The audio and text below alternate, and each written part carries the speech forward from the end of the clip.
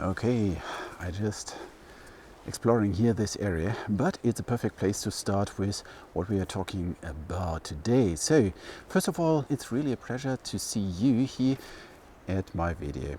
So if you're not familiar with me, I'm Sven, I'm the man in the woods, and if you like this outdoor style, have a look at my YouTube channel and maybe you will subscribe it. I would really appreciate it. So what we want to talk about today is SRE. It's a broad topic and I want to highlight it a little bit. So who's the right person for it, how you can start with this, is security part of SRE, and what are the difference in tooling you could use to fulfill your role as a good SRE. And let's start. Okay, what I mentioned was SRE, but what is SRE? SRE is Site Reliable Engineering or Site Reliable Engineer. So, and what does it mean for you if you're now new in this role? If the company wants to start with this Site Reliable Engineering thing? Well, there is a theoretical view on this one, and let's start with a definition from Google because they invented this term, and it's more or less you have an half engineer and half ops guy, and he's responsible for minimizing the failure or the downtime of some service.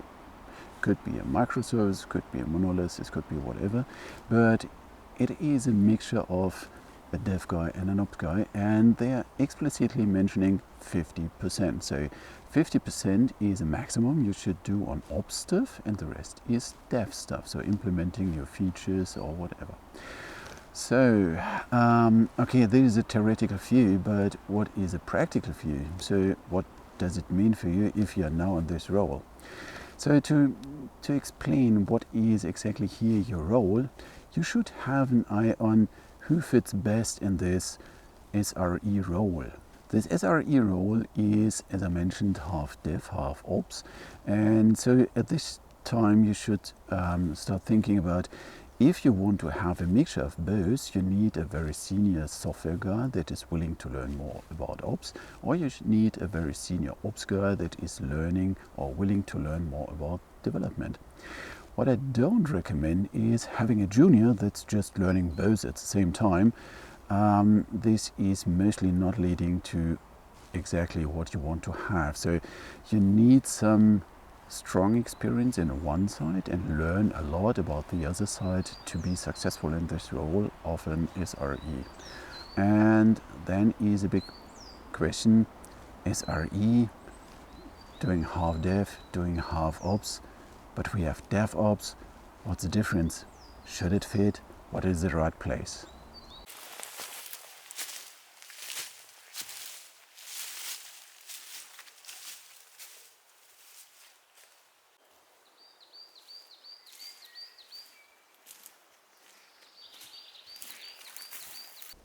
Quite often people asking me, what's the difference between SRE and DevOps? Well, DevOps is a culture. DevOps is a way to produce software. DevOps is a description of an handling of different process steps. So this one. SRE is a role. So you are an SRE. You are a software reliable engineer or service reliable engineer, whatever you want to take. But on the other side, you are in a DevOps process. So does this both fit together? I would say yes, perfectly. The next question is, what is the position of an SRE inside a DevOps process? Well, looking at the history between dev and ops, it was you have the strong dev guys, you have the strong ops guys, and they merged together. And in the end, practically, we had these dev guys with a little bit more ops knowledge, and we have this ops guys with a little bit more dev knowledge. And they work now closely together. So now we have DevOps. Site Reliable Engineer, well, he is half dev, is half ops. So is now everybody in DevOps and SRE? I would say no. But you have different characteristics of persons, of humans. So if you have a person, he's coming from the dev world, he's coming from the ops world, so he has something he really likes. So a software developer likes more software coding or writing software, and yeah, he's working with ops. An ops guy loves ops and doing some coding stuff. So you have these two groups inside your DevOps team, and it's for sure right, because not everybody can be perfect in everything, not everybody can know everything. And this is a tricky part of DevOps. So you have a DevOps team, but inside this DevOps team you have more devs and more ops. But there is a small group of persons that have a strong background in one side of ops or dev, and they're willing to learn a lot about the other side. So a few of them, they are exactly in the middle. So you have dev, you have ops, and you have exactly this part in the middle. And these are the DevOps guys, the really pure 50% ones, and they are called SRE. So this is at least my understanding, but if you have different interpretation, feel free to ask me or start a discussion with me on Twitter or LinkedIn, or write me an email. I'm more than happy to have these insights of your point of view.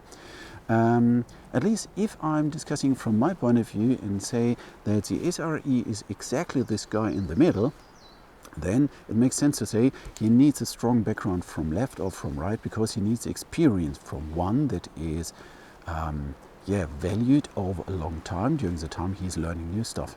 If you're just learning both at the same time, you have no experience, and an SRE is for such reliable. Means you have some kind of budget. Mostly companies, they are searching for KPIs, and one KPI you could have is the amount of time that your service is not available, and this is this failure time. So you're accepting failures because nothing is running 100%, but at the same time you have a budget. You have a budget of time that this service is not available.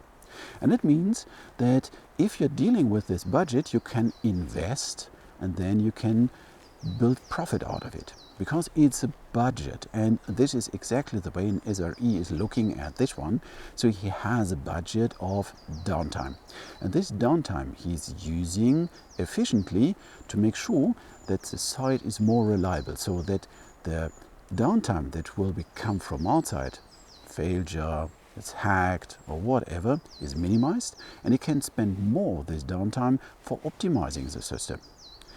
This is, well, dealing with a failure budget is for the most of you new, but if you're thinking a little bit about it, it's just a different kind of investment.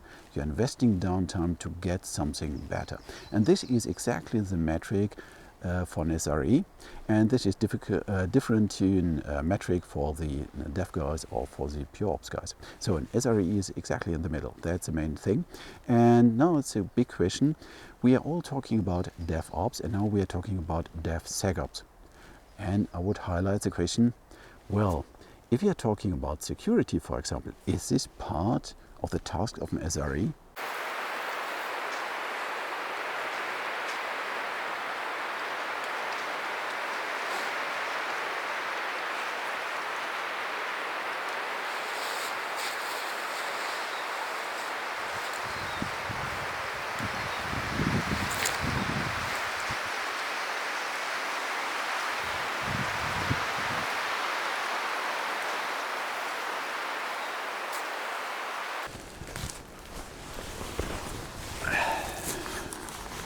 If you're an SRE, your task is to make the service available as long as possible. You have this failure budget, but who's consuming failure budget? The failure budget is consumed by downtimes because you want to have an upgrade, an improvement, whatever, but you have downtimes as well because your system is compromised.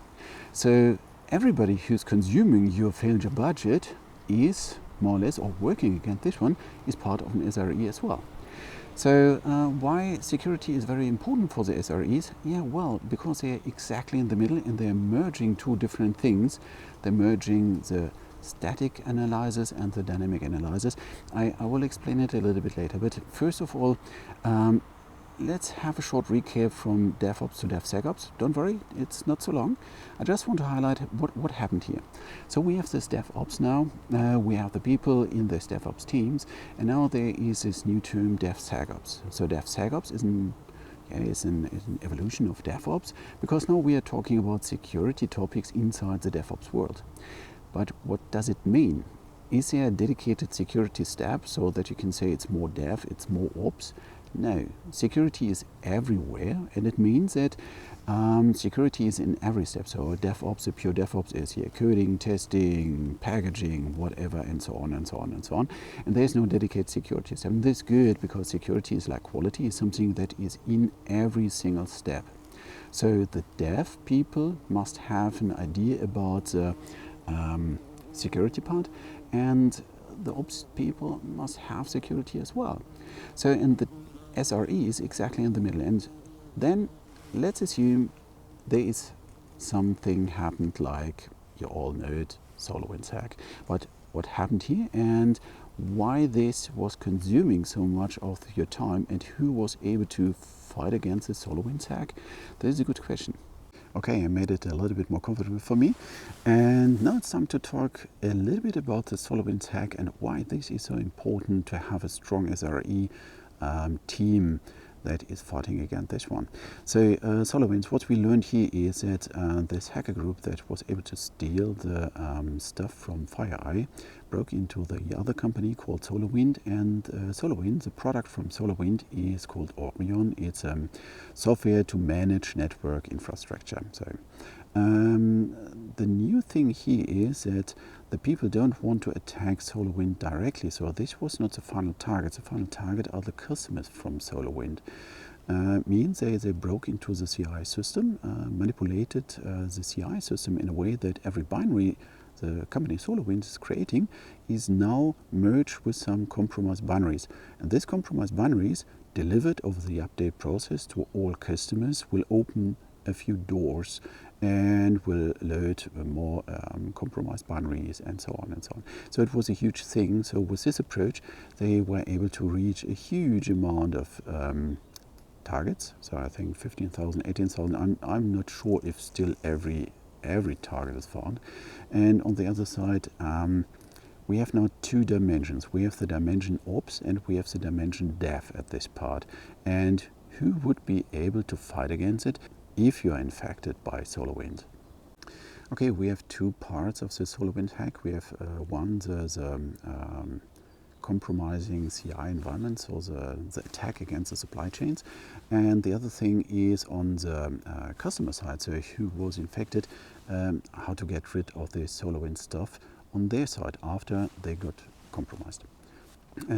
First of all, if you are talking about the customer side, you have to monitor all your systems. So everybody who's responsible for monitoring or delivering the software in production has to analyze what's going on. So if these people would scan immediately who's communicating with whom, is there any possibility to attack our own system and so on, they would find the most malicious communications, all this stuff, if they know enough about their own system. So you can identify who's talking with whom, and if this is not allowed, then there are requests to external targets, and what is the result. So all this stuff can be analyzed, and this is purely part of the ops team. And now we are talking about dynamic application security testing. It means you are in production, and then everything that's in production will be attacked by yourself to analyze if there is any hole that can be used by other attacks. And this means the ops part should work with dynamic application security testing tools to make sure that nothing is inside and actively running. That could be a security hole. On the other side, if you are on the developer side, the dev part should have scanned everything they produces, all the binaries, to make sure that they are just delivering what they want to deliver. So even the dev part could work against it. So who's doing what? So the dev part is working against known vulnerabilities with static analyzing tools, and the ops part is working against unknown vulnerabilities or known vulnerabilities that are actively running inside your system. And this means you need a DAST tool. So DAST for the ops part and SAST for the dev part.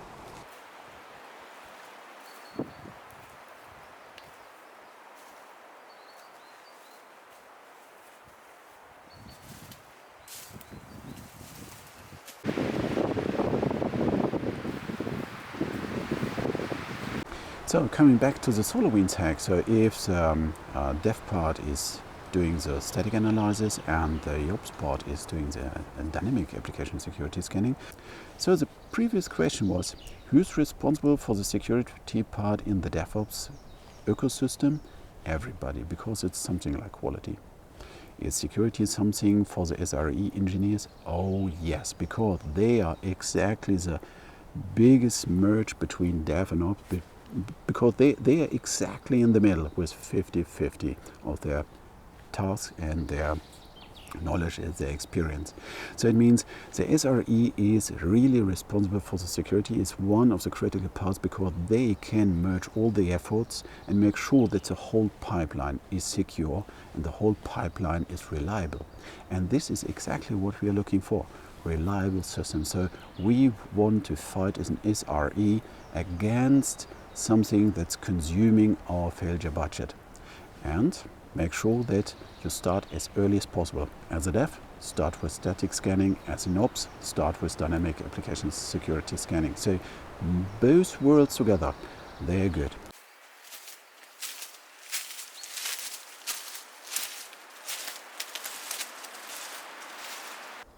Okay, time for the conclusion. So what we saw today we saw that an SRE is exactly between the dev and ops team, so it fits perfectly to the DevOps world, because this SRE is exactly the glue between dev and ops part, in the middle with 50% ops, 50% dev in an optimal case.